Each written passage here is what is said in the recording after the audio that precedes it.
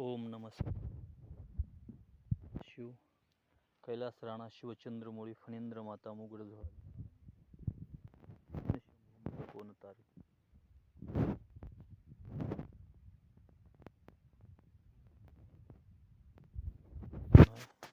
बिलवदळ एक बिलवदळ देवाला काय एक बिलवदळ. एकनाथ महाराज सांगतात, एकनाथ महाराजाचं एक सांगणं आहे की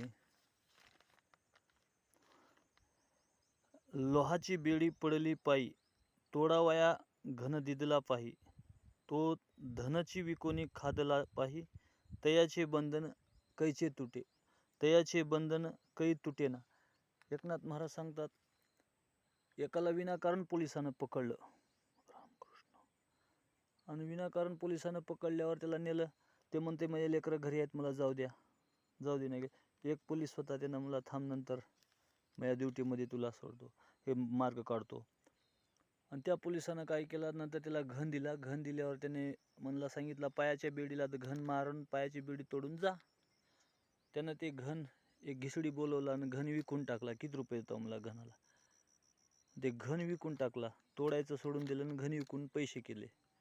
महाराज सांगतात की एकनाथ महाराज, तुम्ही हे देह आहे, या देह दुसऱ्या देवाच्या कामाला, देवे दिला देह भजना घुमटा, तो या झाला फाटा बादिकेचा. देवानं देह भजनासाठी दिलाय. मग त्यानं भजनासाठी देह दिल्यावर भजनासाठीच देह लावायचा.